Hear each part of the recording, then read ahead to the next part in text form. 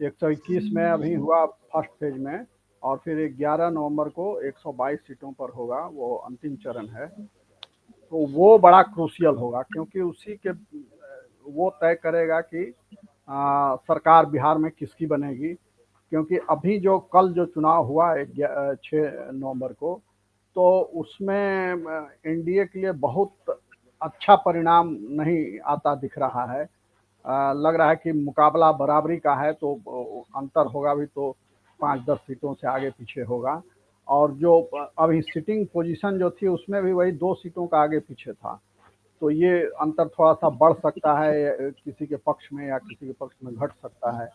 तो ये अभी कोई सेफ पोजीशन में होने का दावा नहीं कर सकता है। वो जो 11 नवंबर को जो होगा 122 सीटों पर, उसमें ये तय होगा कि किसकी सरकार बनेगी।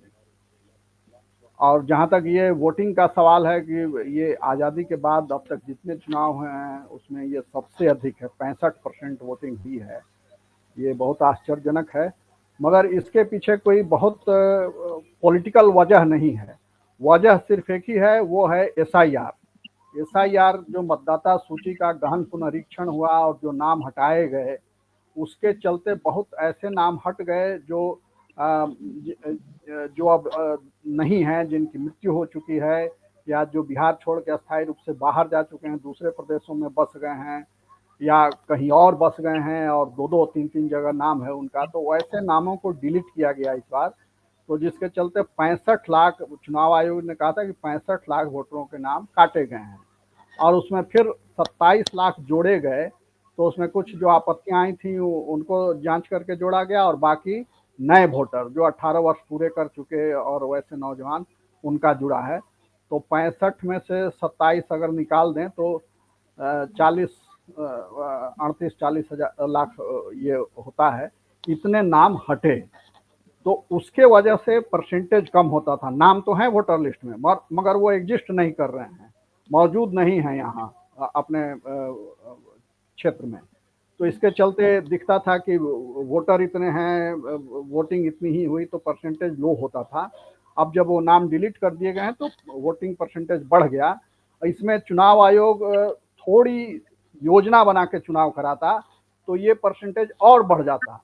जैसे छठ में लगभग 40 लाख बिहारी आए बिहार छठ मनाने, अलग अलग प्रदेशों से जो वहाँ रह रहे हैं रोजी रोजगार पढ़ाई लिखाई के लिए। तो छठ 28 अक्टूबर को समाप्त हो गया। 28 अक्टूबर से 2-3 दिन के बाद अगर चुनाव हो जाता, तो आप जो 65% आज देख रहे हैं वोटिंग, वो 80-90 बिल्कुल हो जाता। नहीं, ये मतदान आप ज़्यादा नहीं कह सकते हैं। इतना मतदान हर साल होता रहा है, हर चुनाव में होता रहा है। क्योंकि वो एसआईआर के चलते वोटरों की संख्या घटी, कम हुआ, तो इसलिए ये लग रहा है कि बढ़ गया है मतदान। ये एक्चुअल मतदान है, इतना हर बार होता रहा है, तो इसको किसी के पक्ष या किसी के विपक्ष से जोड़ना ठीक नहीं होगा। ये नेचुरल मतदान है, इतनी वोटिंग हुई, पहले भी इतनी ही वोटिंग होती थी। मगर चूंकि वोटर लिस्ट में नाम बहुत ज़्यादा होते थे, जो एग्जिस्ट नहीं कर रहे हैं उनके भी नाम हैं, तो इसलिए लगता था कि परसेंटेज कम है। और इस बार उनका नाम डिलीट कर दिया गया, तो इसलिए लग रहा है कि परसेंटेज ज़्यादा बढ़ गया है। मगर इसमें सबसे जो उल्लेखनीय बात है वो कि राजधानी पटना, जहाँ माना जाता है कि क्रीम लोग रहते हैं, सभी नौकर, बड़े नौकर साहब, पढ़ने लिखने वाले लोग, प्रोफेसर, यूनिवर्सिटी, मेडिकल कॉलेज सब है यहाँ, वहाँ हर बार की तरह इस बार भी सबसे कम वोटिंग हुई। पहले भी पटना का ये रिकॉर्ड रहा है कि यहाँ वोटिंग बहुत कम होती है, जो लोग हैं वो टर्न अप नहीं होते बूथों पर। इस बार 58.40% हुआ है, जबकि मुजफ्फरपुर में सबसे ज़्यादा वोटिंग हुई। पटना के ठीक बगल में है मुजफ्फरपुर, वहाँ 71.41% वोटिंग हुई। और जो ट्रेंड इधर हाल के कई वर्षों से चला आ रहा है कि पुरुष के मुकाबले महिलाएं ज़्यादा वोट कर रही हैं, इस बार भी वो ट्रेंड बरकरार रहा, और महिलाएं काफ़ी संख्या में मतदान केंद्रों पर आई, और उन्होंने पुरुषों के मुकाबले ज़्यादा बढ़ चढ़ करके, ज़्यादा उत्साह के साथ वोटिंग की है। और यही जो महिला वोटर हैं, यही नीतीश कुमार की ताकत हैं, एनडीए की ताकत हैं।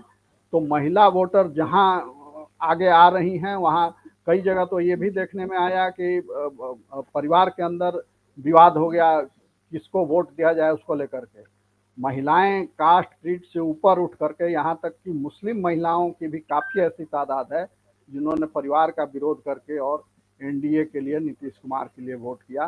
तो यही वजह है कि नीतीश कुमार आज भी, उनका स्वास्थ्य हालांकि बहुत अच्छा नहीं रहता, मगर फिर भी वो बिहार की राजनीति के अपरिहार्य चेहरा बने हुए हैं।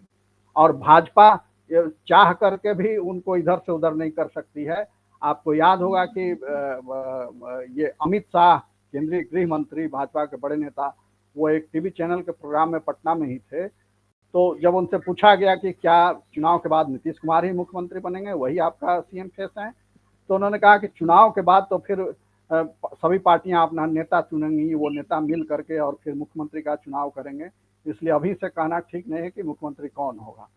उसके बाद फिर ऐसी फिजा बनी कि उसके बाद हर मंच से भाजपा नेताओं को सफाई देनी पड़ी, कहना पड़ा कि नहीं, नीतीश कुमार के नेतृत्व में हम लोग चुनाव लड़ रहे हैं और अगले सीएम भी नीतीश कुमार ही बनेंगे, जो सरकार बनेगी नीतीश कुमार ही मुखिया होंगे। ये हर मंच पर उनको दोहराना पड़ा। तो नीतीश कुमार इस तरह से जरूरत बने हुए हैं एनडीए की।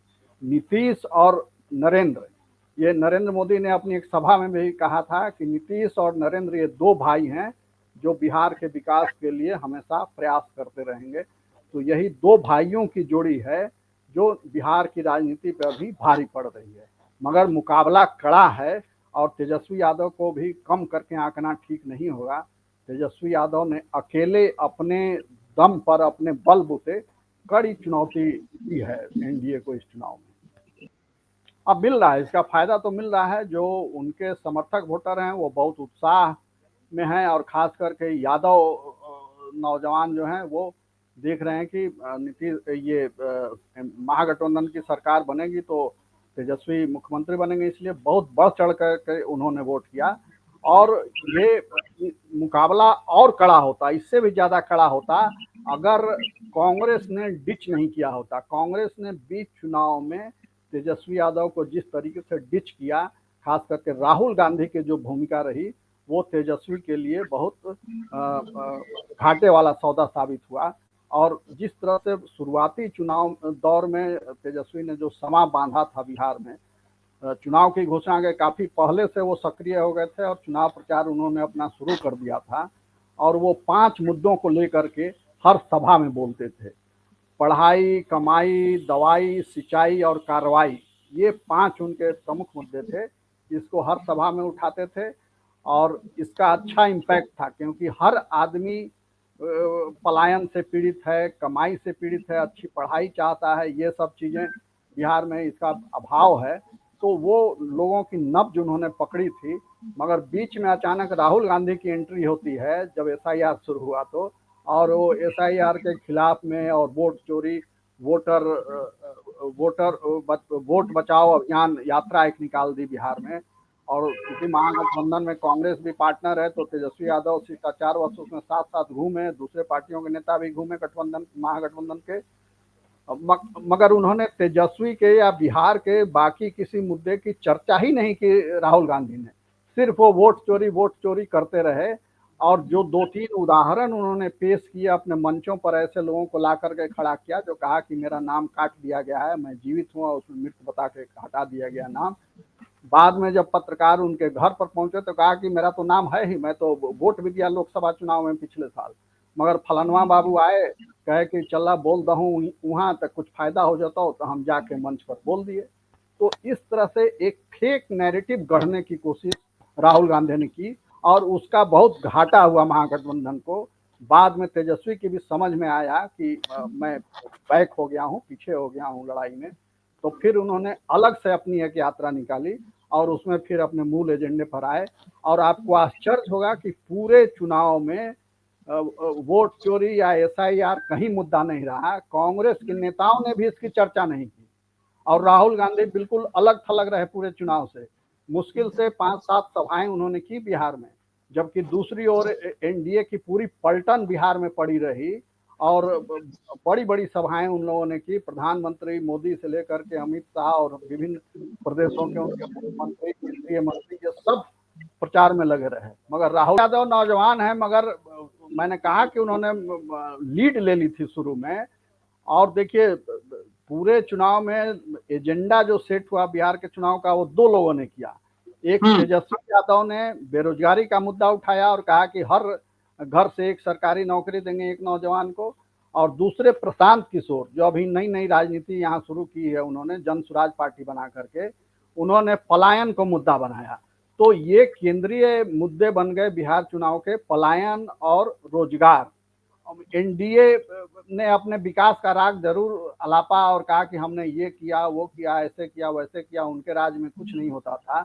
मगर जब देखा कि इससे काम नहीं बन रहा है, बात नहीं बन रही है और वो बढ़त लिए हैं, तो फिर उनको लौट करके जंगल राज के मुद्दे पर आना पड़ा। और हर सभा में चाहे वो प्रधानमंत्री हो या दूसरे नेता, सभी ने जंगल राज की याद लोगों को दिलाई और इस तरह से चुनाव को पलटने की कोशिश की। अब उसमें कितनी सफलता उन्हें मिली है ये तो परिणाम आएगा तब पता चलेगा। मगर ये जरूर है कि जंगल राज से एक बार बिहार का चुनाव जरूर थोड़ा प्रभावित होता हुआ दिखता है।